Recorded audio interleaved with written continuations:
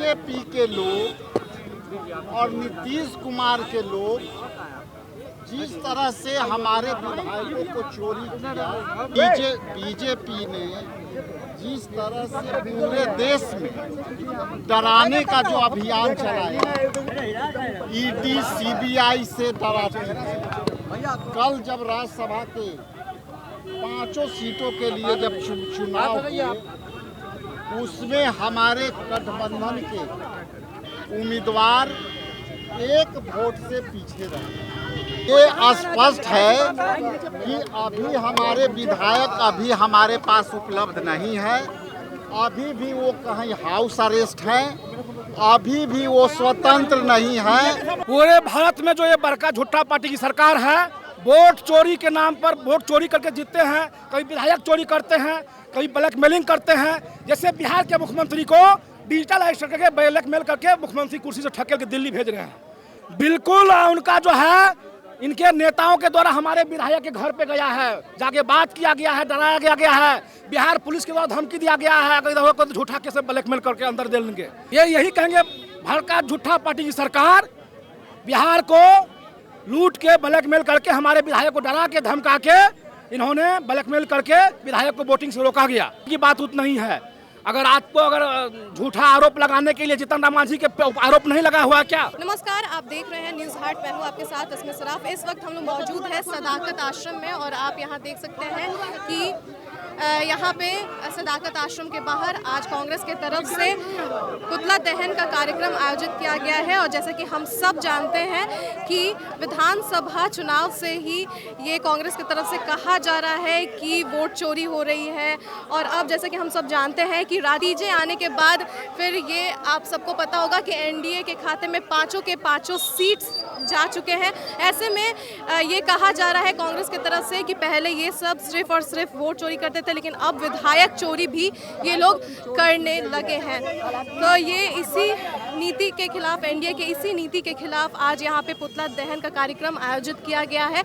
और आप तस्वीरें देख सकते हैं कि किस तरीके से यहाँ पुतला दहन किया जा रहा है। नरेंद्र मोदी का ये लोग पुतला दहन कर रहे हैं। आज हम लोगों ने पुतला जो दहन किया है, ये लोकतंत्र में पहले वोट चोरी करने का परंपरा रहा, पहले संविधान को खत्म करने का परंपरा रहा।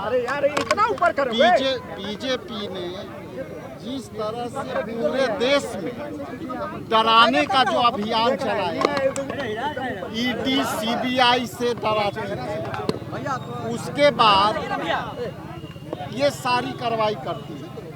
हम आना चाहते हैं बिहार के संदर्भ में कि कल जब राज्यसभा के 5 सीटों के लिए जब चुनाव हुए, उसमें हमारे गठबंधन के उम्मीदवार 1 वोट से पीछे रहे।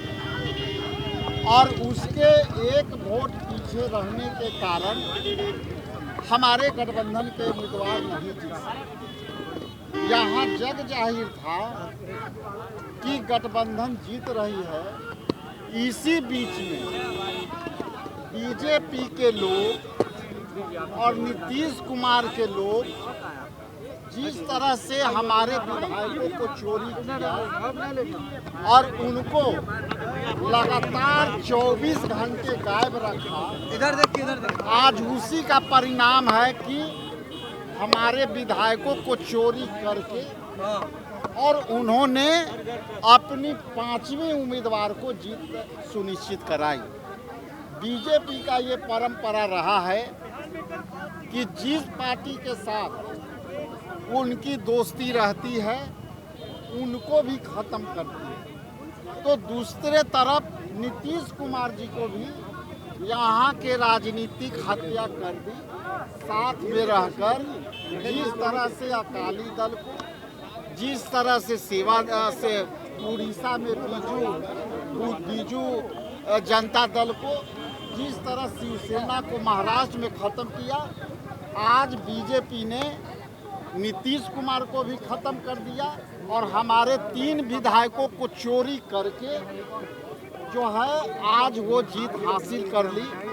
और ये देश में बीजेपी के काम करने का जो पैटर्न है, पहले जो है चुनाव लड़ेगी तो वोट चोरी करेगी, जो बिहार में वोट चोरी हुआ। यदि आप उसके बाद विपक्ष के कोई जीत जाते हैं तो उनको डरा के, डर गए तो फिर नहीं तो फिर आपको कुछ अन्य प्रलोभन दे करके, वित्तीय प्रलोभन दे करके मनाती है। और यदि आप नहीं डरे तो आपको जेल में डाल देंगे। सर, आपके विधायक की आरोप लगा रहे हैं आप लोग नेतृत्व में। देखिए एक सवाल है, आपके विधायक मनोज विश्वास ने कहा है, देखिए इन सारी बातों की जवाब एक शब्द में है कि हमारे विधायक चोरी हो गए।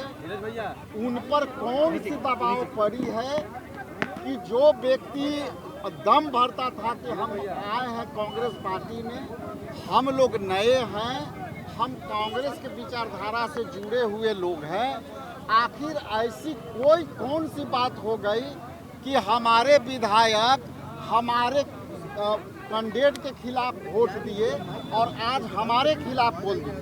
इसलिए उन पर दबाव है, उन पर कोई चीज़ ऐसी दबाव होगी, केस की दबाव होगी या और कोई प्रलोभन होगा। हम बात करने की कोशिश कर रहे हैं कि आपकी कौन सी दबाव है जो आप दम भरते थे कि हम कांग्रेस पार्टी के पक्का सिपाही बन रहे हैं। हम विपरीत परिस्थिति में कांग्रेस पार्टी ने हमें मौका दिया और हम पार्टी को मजबूती के साथ खड़े हैं। और आज कौन परिस्थिति है कि वो ये बयान दे। लेकिन मेरा सवाल वही है कि यदि ये ज़्यादा ये स्पष्ट है कि अभी हमारे विधायक अभी हमारे पास उपलब्ध नहीं है, अभी भी वो कहीं हाउस अरेस्ट हैं, अभी भी वो स्वतंत्र नहीं है, बयान वो दे रहे हैं अपने स्थान से। यदि मेरे से संपर्क होंगे तो हम सारे बात बोले, लेकिन वो कहीं ना कहीं बीजेपी के दबाव में उनके साथ जरूर कुछ इस तरह का दबाव है जो दम भरते थे कि हम आज कांग्रेसी हैं। ये सारी विषय का जवाब हम अपने नेतृत्व के साथ बैठ करके और फैसला लेंगे। मैंने कहा कि हम सभी विषयों सवालों पर गंभीरता से विचार कर रहे हैं और हम केंद्रीय नेतृत्व से, हमारे नेतृत्वकर्ता राहुल गांधी जी हैं, खड़गे जी हैं, उनसे विस्तृत विचार विमर्श करके हम जो है बात करेंगे। हम क्षेत्रीय पार्टी नहीं है कि हम जो है एक व्यक्ति फैसला करेगा कि आपको राज्यसभा बनना है तो आप राज्यसभा जाइए, हम वैसे पार्टी के नहीं। देखिए, इस वक्त हमारे साथ कांग्रेस के ही एक कार्यकर्ता मौजूद है। यहाँ आज पुतला दहन किया गया है, क्या कुछ कहना चाहेंगे? पूरे भारत में जो ये बड़का झुट्टा पार्टी की सरकार है, वोट चोरी के नाम पर वोट चोरी करके जीतते हैं, कभी विधायक चोरी करते हैं, कभी ब्लैकमेलिंग करते हैं। जैसे बिहार के मुख्यमंत्री को डिजिटल अरेस्ट करके ब्लैकमेल करके मुख्यमंत्री कुर्सी से ठकेल के दिल्ली भेज रहे हैं। ये बड़का झूठा पार्टी की सरकार पूरे भारत को अंग्रेजों की तरह शासन करना चाहते हैं। और इसी तरह हमारे 3 विधायक को डरा के धमका के हाउस अरेस्ट किया गया। अच्छा, जैसे आप बोल रहे हैं कि विधायक को डरा के धमका के उनको मतलब रोक दिया गया, उनको चुनाव देने नहीं दिया गया, तो फिर ये आप कैसे बोल रहे हैं? आपके पास कुछ तथ्य है, प्रूफ है? बिल्कुल, उनका जो है इनके नेताओं के द्वारा हमारे विधायक के घर पे गया है, जाके बात किया गया है, डराया गया है, बिहार पुलिस के द्वारा धमकी दिया गया है, अगर झूठा के से ब्लैकमेल करके अंदर दे लेंगे। जैसे हमारे मुख्यमंत्री डर से जो है सिलेंडर हो गए। आप पता है नीतीश कुमार जी आज तक सिलेंडर नहीं हुए, मगर भाजपा के आगे कई केस के कारनामे को लेके अंदर होने के डर से मुख्यमंत्री सिलेंडर हो गए। तो बिहार के मुख्यमंत्री जिसके पास ABCD जेड सुरक्षा हो, वो सिलेंडर हो। साधारण विधायक के पास 2 बॉडीगार्ड है, अगर सिलेंडर हो भी गया तो कोई बड़ी बात नहीं है, मगर मुख्यमंत्री हाउस अरेस्ट हो चुके हैं बिहार के। कांग्रेस के 3 विधायक नहीं आए हैं, नहीं पहुंचे, क्या बोलेंगे इसमें? ये यही कहेंगे, भारत का झूठा पार्टी की सरकार बिहार को लूट के ब्लैकमेल करके हमारे विधायक को डरा के धमका के इन्होंने ब्लैकमेल करके विधायक को वोटिंग से रोका गया।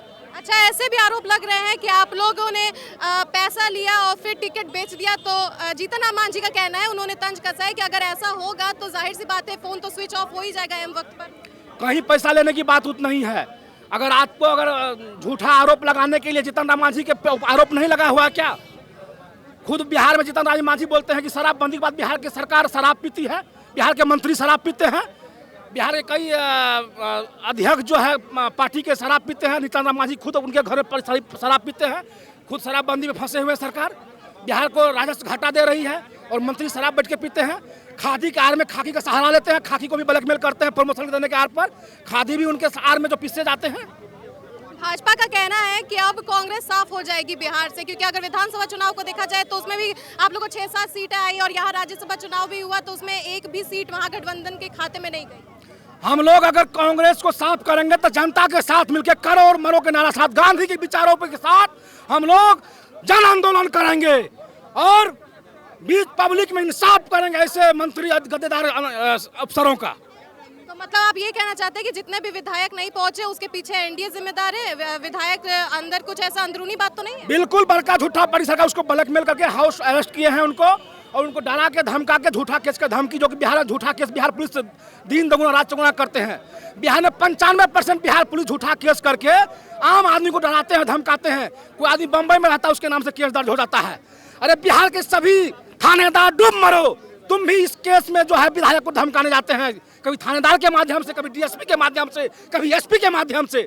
इस सरकार के पास अपनी कोई औकात और जमीन नहीं है, सिर्फ ब्लैकमेल करना, बिहार पुलिस के माध्यम से झूठा केस करना, यही हमारी बिहार की औकात है। तो आपने देखा कि यहाँ पे राजेश राम के साथ जितने भी कार्यकर्ता थे, कांग्रेस के जितने भी कार्यकर्ता हैं, उन्होंने पुतला दहन किया है और नरेंद्र मोदी के पुतले को उन्होंने जलाया है। और फिर यहाँ पे राजेश राम ने कई सारी बातें कही है, जैसे कि हमने आपको बताया है कि राज्यसभा का कल चुनाव था और ऐसे में एनडीए के खाते में 5 के 5 सीट गए हैं और उसमें कल चुनाव में राजद के 1 विधायक और कांग्रेस के 3 विधायक नहीं पहुंचे थे। तो ये तमाम जो सवाल है हमने उनसे पूछा कि आखिर ऐसा क्यों हुआ, तो उन्होंने कई सारे बातें रखी है। साथ ही उन्होंने ये भी कहा है कि कार्रवाई सुनिश्चित की जाएगी। लेकिन यहाँ पे कुछ कार्यकर्ताओं का ये भी कहना है कि इसके पीछे भी एनडीए का ही हाथ है कि कार्यकर्ता जो है वो नहीं पहुंचे हैं। अब बातें क्या है, अंदरूनी बात क्या है, वो चीज़ें आप वीडियो देखे होंगे तो आपको पता चल ही गई होगी। और इस वक्त भी हम सदाकत आश्रम के पास है और यहाँ से तमाम तस्वीरें हमने आपको दिखाया है। यहाँ पे जमकर नारेबाजी भी हुई है और विरोध प्रदर्शन यहाँ पे हुआ है और जो एनडीए की नीति है कि वोट चोरी और विधायक चोरी वाली, उसके खिलाफ यहाँ पे प्रदर्शन किया गया है। तो ऐसे ही तमाम खबरों के लिए आप हमारे साथ जुड़े रहिए, देखते रहिए न्यूज़ हाट। धन्यवाद।